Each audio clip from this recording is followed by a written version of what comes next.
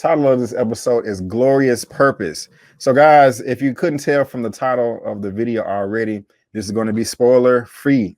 Spoiler filled, excuse me. So if you have not seen Loki episode 1 and you do not want to be spoiled, I strongly suggest, you can subscribe and go watch another video or come back, because we're going to spoil this thing up, down, left, right, in, and out as if you've already seen it. And so let me know how you think, what you think about the episode, if you're in the live chat or the replay. But One Take Big Dog, how did you feel about this first episode, man? We got Loki at the end of Avengers Endgame. When the Avengers come back to 2012 New York, they are messing up the timeline apparently, and Loki gets the Tesseract, my brother. And like I said, we in New York City. Loki gets the Tesseract and he's out of there, man. He's out of there. So before we get into all the details, what was your anticipation for this show? And also just how did you feel just in general about this first episode?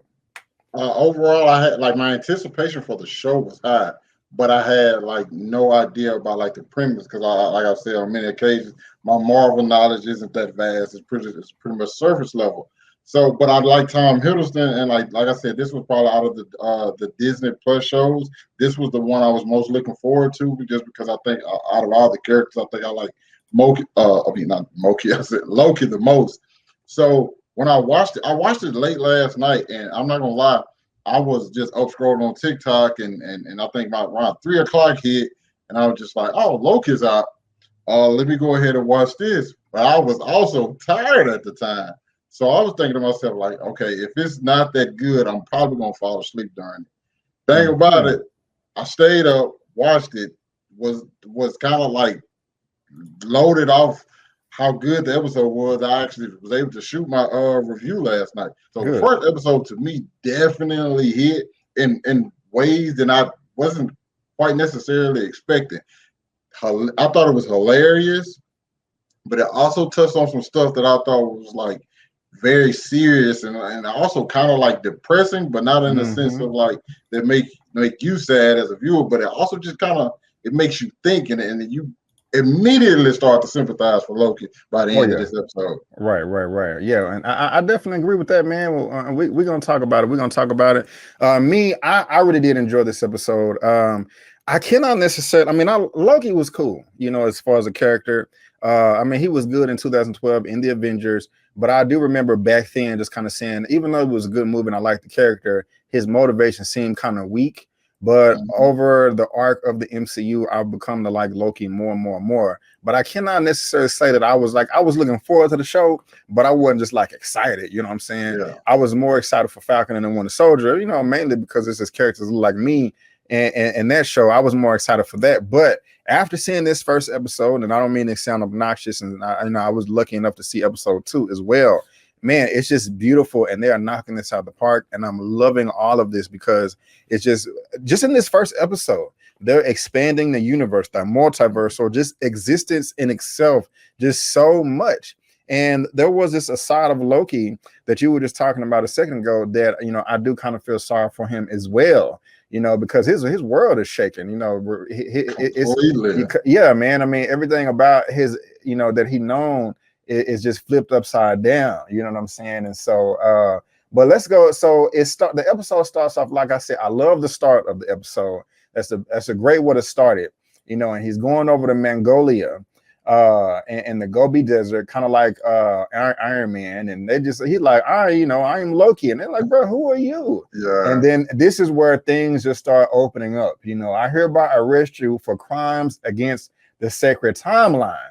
And this is where things just start to change. And I just like the gadgets and the gizmos that they have, because she was saying you're moving at 1/16 of the speed right here, but you're still feeling the pain in real time, and of course, as we get on in the episode, we know that the stuff that is in the Loki universe that we know of, it doesn't work at where the TVA is. And so I'm just kind of curious. I want to pose this question to you.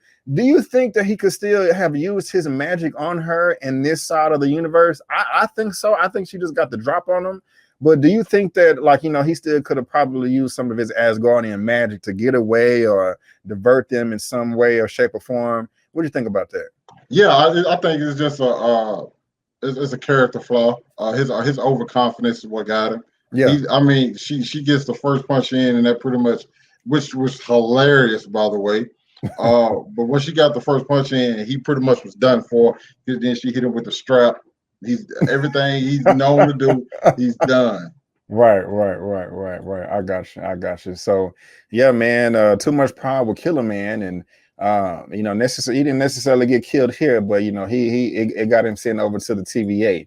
But then this is where I'm liking this, man. I'm liking this set design right here. Kind of reminded me of just like the 70s, like a DMV.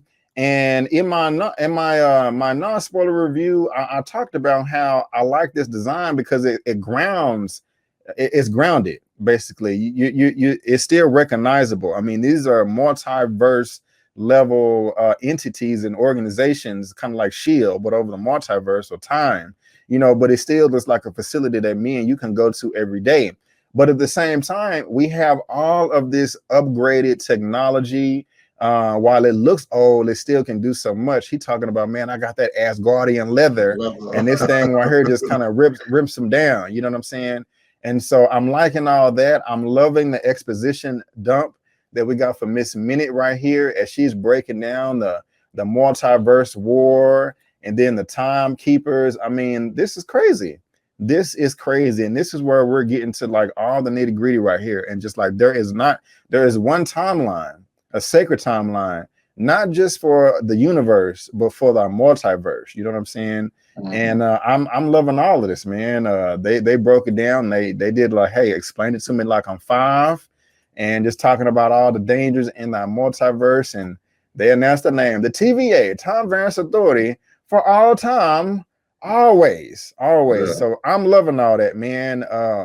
And even before I pass to you, the tone of the show seemed quite kind of goofy and silly, but as soon as old boy didn't have that ticket and he got disintegrated, I was like, oh snap, this is for real. They're not playing around. They are just wiping you off the face of it, off of everything, off eternity, off of existence. Loki, like, oh man, I got my ticket right here. Like, you know, so that was hilarious, but it was also fun. I mean, it was hilarious, it was fun, but it was also serious at the same time. How you feel about that whole opener right there? What are your thoughts? Like you said, it definitely was hilarious, and you kind of like. I think the thing that probably I ain't saying enjoyed the most, but really helped me was that whole exposition from Miss Minutes, because I didn't. I mean, obviously, like I said, I didn't know pretty much all of this, and I just started seeing. I'm like, okay, so this was supposed to happen. This wasn't supposed to happen. There was chaos, and then now it's like, you know, it's mended because of these timekeepers. And then I actually like the I don't know if you noticed, I think within like 2 sentences they mentioned madness, and then they mentioned multiverse, which automatically got me to thinking about Doctor Strange. You know what I'm saying? So I'm like, okay, I like how they did that. But the thing about the time variant agency, authority, that got me is like, yes, things are very jokey, but that I think that's just because like they're in this world that's not like our own. Where like, you know, things might seem like, oh, this is nothing to them. Like erasing somebody from the universe, it's not a big deal. It's just a part of the job. Right. So I think that's why like it's so, when they're so stoic when they do it, but at the same time hilarious. You know, I think we're gonna get into some more stuff later on when like a guy doesn't even know what a fish is. So like, oh, right. Because I was about to comment on what you just said, but at the same time, I'm like, well, I'll save it for a little bit later. You know what I'm saying? So let's put a pin in that, because you made a good point saying how stoic they are, and it's just no big deal, and it's just a part of the job, you know. But yeah, I was finna spoil some more. Well, this is spoilers, but you know what I'm trying to say, jump ahead. But anyway, you know, so he like, you know, he getting introduced to the TVA. And then he just like, you know, what's going on? And then this is where we get introduced to what is it? Owen Wilson, Agent Mobius. And I like him as an actor, you know. I also like that this you know, they just kind of explained it more, because he called him a douche or something. It's like, brother, remember, I can't speak every language in the timeline. So this dude know like a billion languages. You know what I'm saying? That's crazy. And we kind of started getting some more on the story right here. I think I forgot what year this was. I think it was the 1800s, but I could be wrong. You know, but she's talking about, hey, something's not right, and or she don't know that. Owen Wilson's character Mobius knows that. But then you know who we got up right here? Dun dun dun, Mephisto. Oh my God, it's Mephisto. I'm just joking, guys. You know, that's not Mephisto. But a couple of people are BSing online talking about, oh, it's Mephisto. And of course, we know that's a ongoing joke from what was that show, WandaVision? Because everybody and their mama thought that that this was gonna be Mephisto. And hold on, before I go on, we got 50 people in the live right now, 53. Thank y'all so much for being here. If all of y'all could please just go ahead and give me that thumbs up, thumbs up, thumbs up, thumbs up. I'll appreciate it. You know, I'll even play Where the Money Reside just so y'all can give me the thumbs up. Where the money reside, where the money reside, where the money reside, where the money reside. Thank you. So please give me that thumbs up. I will really, really, really, really, really, really, really appreciate it. But of course, now this is not Mephisto, and we're kind of getting more into the lore of like what's going on. You know, what's going on with this right here? You know, this doesn't make sense. This piece of candy to be here in this particular time frame that they're in. You know what I'm saying? But then we got Loki going to court with Wumi. And I gotta say, my brother, this scene right here, I loved. Him being in court, trying to figure out what's going on. We got this sister right here from Lovecraft Country. Yeah. You know what I'm saying? You know, just doing her thing. And then we also got this nice chocolate sister. We also got this beautiful queen right here, Gugu and Bantara. And what I'm liking, bro, is these are two black women that are in the authority. That just surprised me. I just wasn't expecting it.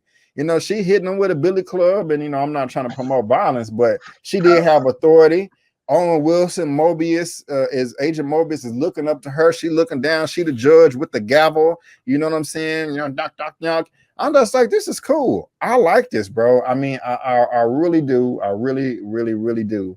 And he just like, now I also say this in my spoiler review and non-spoiler review, I was saying to myself, wait a minute, how in the world? Because he was like, this is not my fault. This the Avengers' fault. They're the ones that went back in time, and if they didn't do what they have done, then I wouldn't have got the Tesseract. So y'all need to be going after them. They was like, no, that was supposed to happen. And I was like, wait a minute, how did you know they went back in time? But when I was watching it again today, getting all the pictures together, I heard another line of dialogue. Loki was saying that he can smell the stench of Tony Stark's cologne. Yeah. So I didn't catch that the first part. So, but anyway, you know, so things are not working now. He gets sentenced. So how are you feeling about the introduction to Owen Wilson's character and also this courtroom scene right here when he finds out that he's powerless? How are you feeling about all that? Okay, Owen Wilson's character is hilarious. I knew he would be hilarious because Owen Wilson's always hilarious and everything in the end. Now, what's going on with the candy? I have no idea. I'm like I said, I'm kind of just gonna move through and just wait till a little bit more hints or more things are revealed before I really have like a prediction or anything as far as that. Now, the courtroom scene is great for so many different reasons. One, I call her, I can't think of her, I don't know her actual name, but like they call her B Hunter 15 because I was looking for a name, but it's like called her B Hunter 15, and she was just pretty much like, oh, okay, this guy, she was just like laughing at him like, you're pretty much embarrassing yourself right now. Like, we have all the power, everything you thought that you was doing, all the big deal that you thought that you were.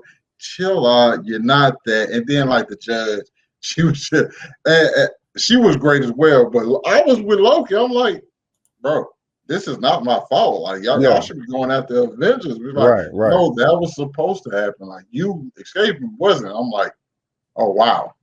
So and with that actually, like that part right there actually has like some, you see more of it later on in the story when you see some certain items revealed, and you realize like how small everything that we've seen thus far really is in comparison to what the time variant authority is. Because it's like, okay, that you thought that was powerful. No, honestly, that's really nothing.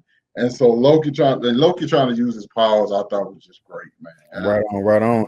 And again, from that last comment you said, I cannot wait for you to see. I just can't wait for you to see episode 2 or whatever. And so Zia Latrice and Marie Charisse in the chat, I saw y'all's comment asking about how Loki knew about the timeline, and I was kind of delayed because I said y'all left that comment at 6:19 and now it's 6:26. So I hope y'all heard my answer that Loki smelled 2 scents of Tony Stark's cologne.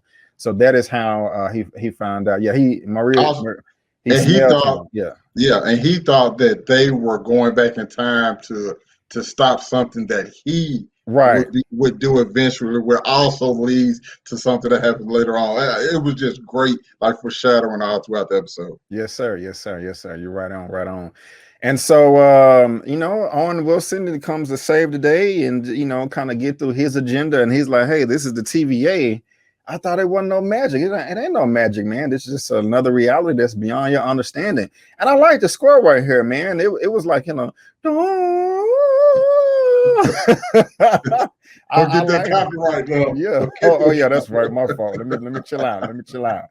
Don't want them taking the money. I like the buttons on the elevator. You know what I'm saying? That's cool. And just, you just kind of explaining this war. And now they having this little sit down talk, And one of the things that was concerning me before going into this episode is I was just like, okay, hold on.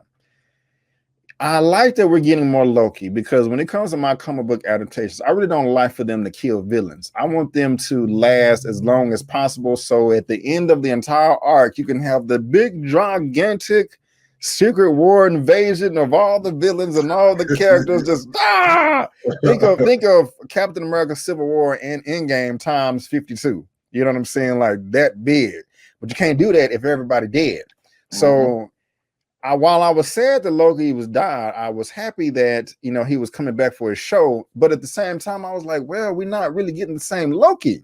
We getting the 2012 Loki. We're losing all this character development. I said all that to say is that I'm so happy that this Loki is seeing the future that he didn't get to live out. So we're still kind of getting that Loki. You know what I'm saying? He's kind of getting like a second chance. And so I'm liking all this right here. This scene right here, it really didn't do much for me, but you can comment on that if you want to. But this is just, I like this banter, this dialogue going back and forth between Owen Wilson, Mobius, and Loki. And he's just showing them these different events and stuff like that. How you feeling about that so far, my brother? How you feeling? Man, that I think, can we just get into like what that scene does to Loki? I can keep going if you want me to. Yeah. So, I really want to get into like what that scene does to Loki. Loki. So he gets out of there. And like Wumi's character comes in there and interrupts, and Loki does his mysterious things and steals the little watch, the time watch or whatever. And he goes back to this cat right here. I'll turn you into a fish if you don't do what I said, man. And this is where Loki's like, wait a minute. You're not telling me you got some Infinity Stones in a drawer as paperweights? WTF, what is going on, man? And this is my favorite part of the episode right here, bro. Loki just realizes that my life ain't shit. Nothing.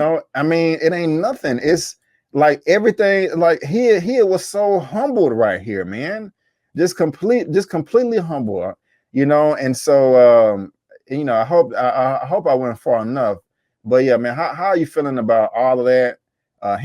Loki being humbled, even going back to the TVA and that revelation. How you feeling about all that? I think it's just like it's like a kick in the nuts, bro. Well, you just like the realization of all these different things, the stuff that you work, like you work your ass off to obtain, and then you get here and like it's like minuscule, like it means nothing. It has no significance whatsoever. So everything that you like been fighting for your whole life, you get to the realization like, what have I done it all for? And I think I can say this because like this was happening the first time it was going through like the fam. Like he was basically Agent Mobius was basically telling him, like, dude, you were like a stepping stone for them to become who they were. That's Like crazy. your story has no significance other than to Hype increase them the up. value of. Yeah. Yeah, I'm just, Yeah. and I was like, I'm like, bro, That is unfortunate, my brother. That yeah, is that bro, is unfortunate. it was heartbreaking. I'm just looking at Yeah. Loki like, man, dude, you might need to leave. Yeah. Like, I don't even know what you could even do at this point. Right on. Ezra Evans said Loki became woke. I think. Yeah, yeah. That's now I want to go back to sleep, man. This is a nightmare, you know. And so Kobe James said he felt little when he was told that. Yeah, Yeah, yeah, man. Like just nothing at all. Nothing at all.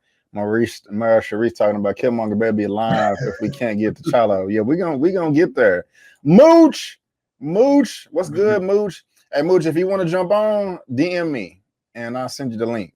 So just let you know. You don't have to, no obligation, to let you know.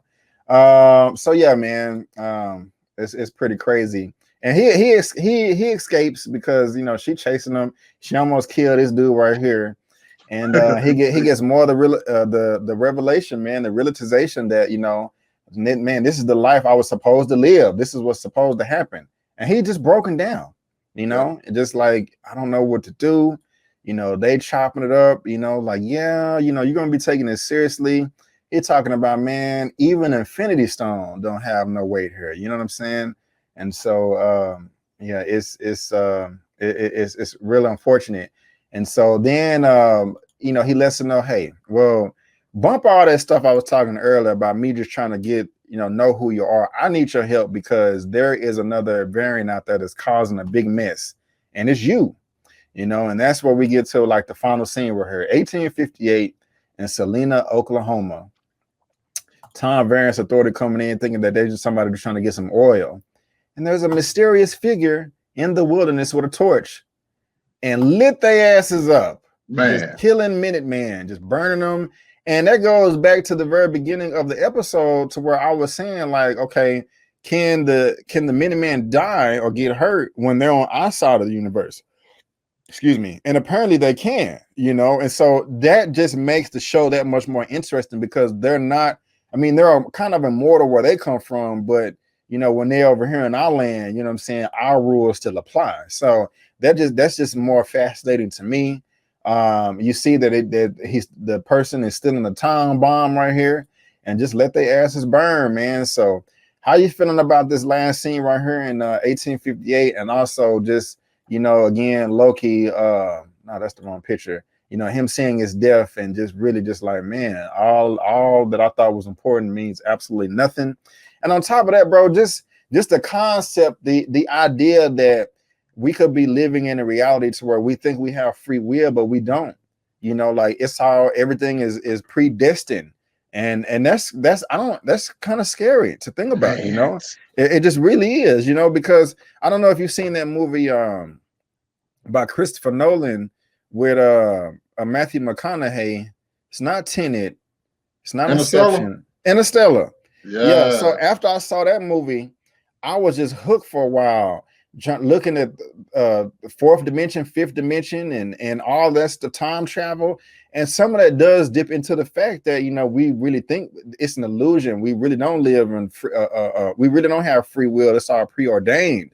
You know, when I say research that I did, I really just mean YouTube University. But I started thinking about, you know what I'm saying? I didn't read no books or study quantum physics or nothing. But I'll start thinking about all of that, man. So just that concept, bro, that idea that, you know, everything is preordained, how it's being tipped, sewn into the show. Loki breaking down, and also this last scene where they get burnt the hell up. How you feeling about all that? I'm gonna start off with like the Loki breaking down.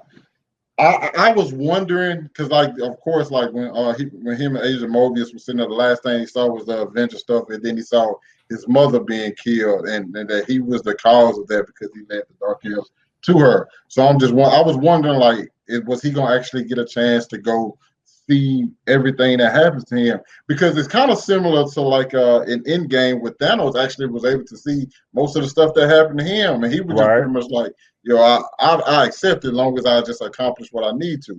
Now in the case for Loki had no idea. Loki always thought And it's this mindset that he had, that he was destined for great things, a conqueror, a leader, a warrior, rule Midgard, then the 9 realms, all of those things, them ambitions he had, only to later find out he gets his mother killed, his father dies, his brother opens up to him even after and then he betrays his brother. He gets killed trying to save, and his death technically meant nothing because he didn't stop anything. Right.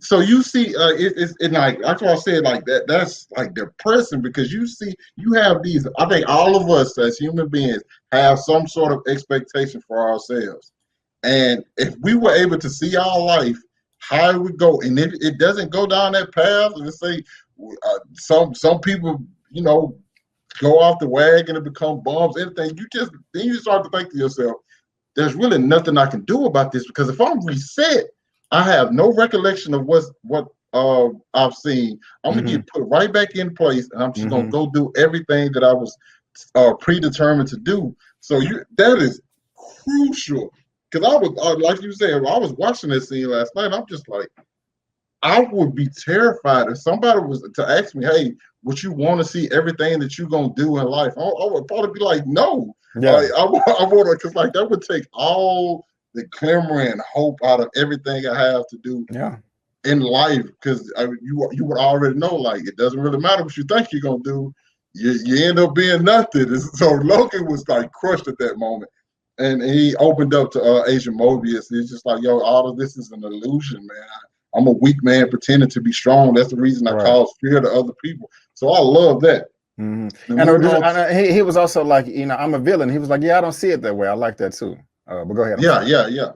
And then we get on to this last scene, and I think what you were saying was the Minuteman, or I think they're invincible in the during the TVA, but once they come in our world, you get the drop on them. You got them. Kind of sort of how in the world of the TVA, if somebody from our universe or timeline goes there, they're pretty much helpless. So it's all about who has the more knowledge, and who get the drop on the other person, and where the fight is at. I love that. Now, I love that. This person burning them alive has to know a lot of things, because you have to know they're on their way. Let me set this trap for them, burn them alive. But I don't think it's Loki. There's no way you have this character hooded if it's Loki. You would have just showed him. Okay. I don't. I know you probably got a little bit more knowledge than I do, but there is no way he say, "Hey, we need you to get Loki. This is the person causing all of this," and then you go to that character. If it was Loki, they just would have showed him. I'll just say that they do show who it is next episode. Okay. They do show who it is. You know what I'm saying? Okay. So, yeah, man. Yeah. Let's see here. I'm gonna go back up here to Nathan. Hold on. SJ Evans said, "I don't think I would want to see it." He talking about his future. I could think I'm on the fence, to be honest, man.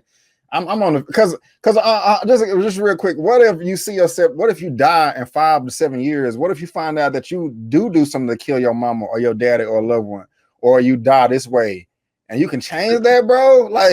See, that's the thing, though. That's the mindset of you thinking that you can actually change it. Yeah. All you seeing it or not seeing it was already predetermined.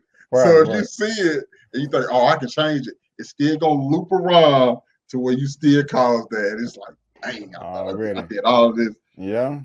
Nathan Moore saying it's now self-preservation for a time for Loki. Right on. Zia Latrice, his death meant nothing, which is why I didn't like how and when he died to begin with. Okay. Kobe, they can see the whole timeline, right? Including future, or am I wrong? I think the TVA can. I believe so.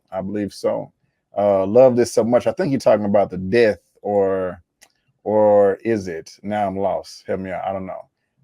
Nathan Moore says it's Lady Loki. Okay. Hey.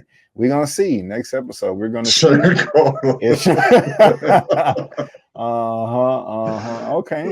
Now, it said it's not Sharon Carter, but guys, I love this episode. I can't wait to talk about episode 2. I will be doing, my little solo reaction, a recap like I did this morning, and If this performs well and y'all want to see it, I may do another live like this too next week. And so there we go right there.